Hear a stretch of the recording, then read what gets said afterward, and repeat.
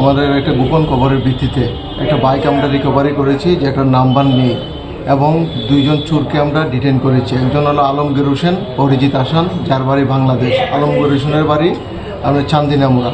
তাদেরকে ডিটেন করার পর জিজ্ঞাসাবাদে তারা বলেছে যে বাইকটি সে চুরি করে নিয়ে গেছে। এর আগেও কয়েকটা বাইক চুরির ইনসিডেন্টে আলমগীর হোসেন ইনভলভমেন্ট আছে।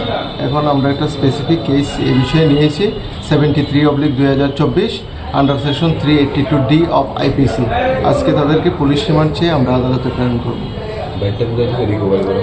বাইকটা জয়পুর থেকে রিকভারি হয়েছে বর্ডার। কতদিন আগে বাইকটা চুরি হয়েছিল? বাইকটা মাসখানেক আগে চুরি হয়েছিল। বাইকের মালিক কি পাওয়া গেছে? না, বাইকের মালিককে এখন আমরা ট্রেস করতে পারিনি। কোনো কমপ্লেনও হয়নি এই বাইক সম্বন্ধে? কমপ্লেন হয়েছে। পুলিশের টহলদারি নিয়ে বিভিন্ন মহলে প্রশ্ন উঠছে, কী বলবেন? মানে এই যে আগরতলা শহরে পুলিশে দেখেন আমাদের বিট পেট্রোলিং প্লাস আমাদের মোবাইল চলছে, কন্টিনিউ আমরা মোবাইল করছি, এবং এই বিষয়ে আমরা প্রত্যেক দিনই 15 থেকে 20 জন 25 জনের মতো আমরা প্রিভেন্টিভ অ্যারেস্ট করছি, মদ বিরোধী অভিযান করছি, এগুলো আমাদের চলছে।